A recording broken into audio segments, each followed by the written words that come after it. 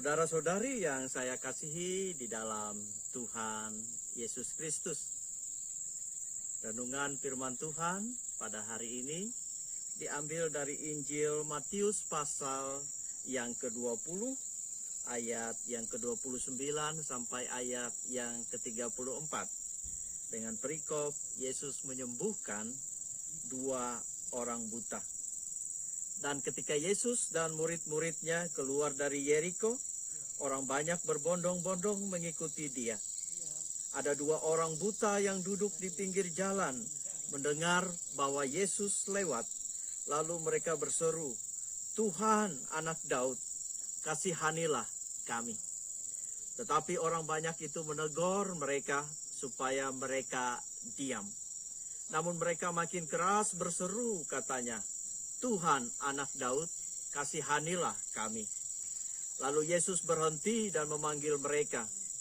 Ia berkata, "Apa yang kamu kehendaki supaya aku perbuat bagimu?" Jawab mereka, "Tuhan, supaya mata kami dapat melihat."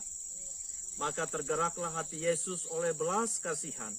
Lalu ia menjamah mata mereka, dan seketika itu juga mereka melihat lalu mengikut dia. Demikian firman Tuhan. Saudara-saudara yang saya kasihi dalam Tuhan Yesus Kristus. Setiap orang memiliki kebutuhan yang khusus yang dia inginkan agar Tuhan menjawabnya. Yang dia inginkan agar Tuhan mengabulkan dan memberikannya. Oleh karena itu kita semua berdoa, memohon, meminta kepada Tuhan agar Tuhan mengabulkan dan memberikan sesuai dengan yang kita mohonkan dari Dia.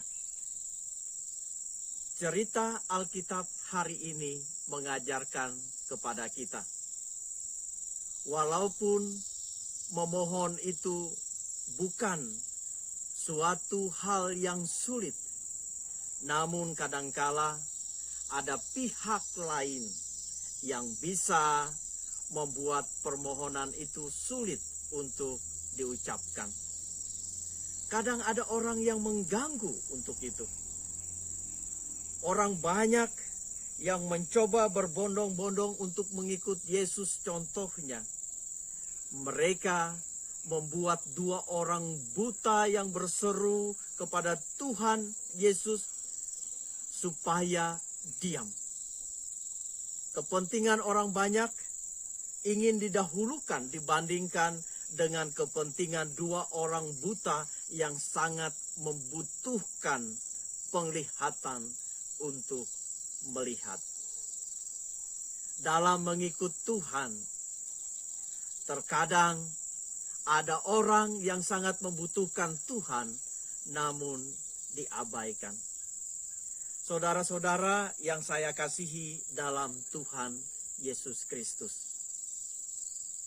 Semoga kita semua bukan menjadi bagian dari orang yang mengabaikan orang lain yang membutuhkan Yesus dan membutuhkan jamahan dari Tuhan Yesus. Mari kita membuka mata di sekeliling kita untuk melihat bahwa mungkin ada orang lain yang membutuhkan kita.